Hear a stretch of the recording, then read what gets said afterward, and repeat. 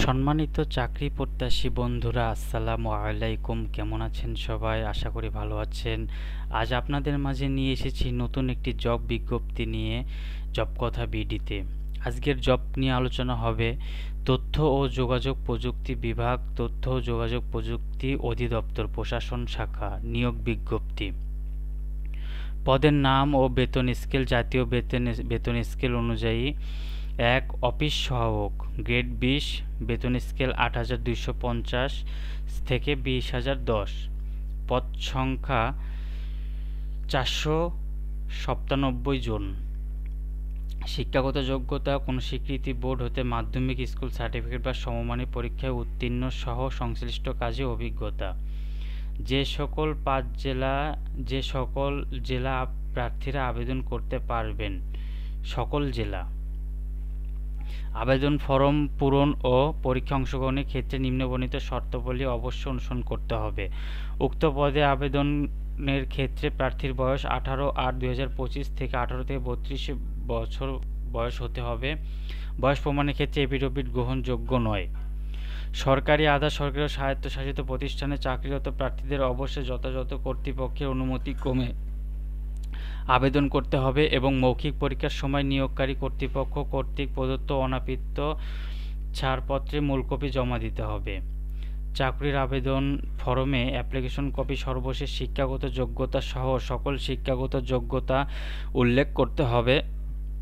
অন্যথায় চাকরির জন্য নির্বাচিত হলে চাকরির আবেদনে উল্লেখিত সনদ ব্যতীত চাকরির আবেদনের পূর্বে অর্জিত অন্যান্য শিক্ষাগত যোগ্যতা সনদপত্র অন্তর্ভুক্ত করার সুযোগ থাকবে না।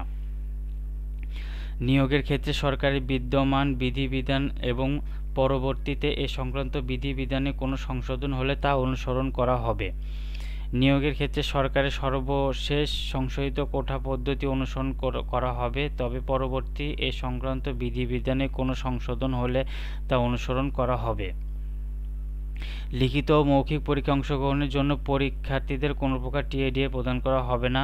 কর্তৃপক্ষ বিজ্ঞপ্তিতে উল্লেখিত পদের সংখ্যা হ্রাস, বৃদ্ধি এবং বিজ্ঞপ্তি বাতিল করার অধিকার সংরক্ষণ করেন।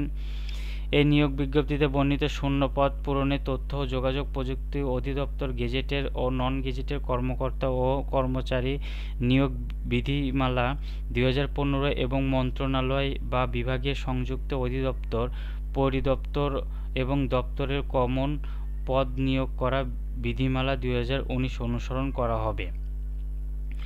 অনলাইনে ব্যতীত কোনো আবেদন গ্রহণ করা হবে না। নিয়োগ সংক্রান্ত যে কোনো বিষয়ে নিয়োগকারী কর্তৃপক্ষের সিদ্ধান্ত চূড়ান্ত বলে গণ্য হবে। আবেদনপত্র পূরণ শর্তাবলী, এটা বন্ধুরা আপনারা সবাই জানেন, এটা আপনারা দেখে নেবেন আবারও। নিচের আমি কয়েকটা বলে দিচ্ছি। অনলাইনে পূরণকৃত মুক্তিযোদ্ধা, শহীদ মুক্তিযোদ্ধা ও বীরাঙ্গনার সন্তান, ক্ষুদ্র নৃগোষ্ঠী, শারীরিক প্রতিবন্ধী ও তৃতীয় লিঙ্গের কোঠা প্রার্থী দাবি না করলে পরবর্তীতে নতুন করে কোনো কোঠা প্রার্থিতার দাবি গ্রহণযোগ্য হবে না। লিখিত মৌখিক পরীক্ষার সময়সূচি এই ওয়েবসাইটে প্রকাশ করা হবে। মৌখিক পরীক্ষার জন্য আলাদাভাবে কোনো প্রবেশপত্র, সাক্ষাৎকারপত্র প্রেরণ করা হবে না। লিখিত পরীক্ষার প্রবেশপত্রই মৌখিক পরীক্ষার প্রবেশপত্র হিসেবে গণ্য হবে। উপরে উল্লেখিত করা হয়নি এমন কোনো বিষয়ে সরকার কর্তৃক জারিকৃত সর্বশেষ বিধিবিধান প্রযোজ্য হবে। শেষ তারিখ ও সময়ের জন্য অপেক্ষা না করে হাতে যথেষ্ট সময় নিয়ে অনলাইনে আবেদন পূরণ করুন এবং আবেদন ফি জমাদান করতে পরামর্শ দেওয়া যাচ্ছে। এবং বন্ধুরা, এই আবেদন করতে 50 টাকা লাগবে এবং ভ্যাট 6 টাকা, এই সর্বমোট 56 টাকা হলে আপনারা আবেদন করতে পারবেন। সো বন্ধুরা, খুব দ্রুত আবেদন করে নিন এবং সাবস্ক্রাইব করে পাশে থাকুন পরবর্তী ভিডিওর জন্য। ধন্যবাদ।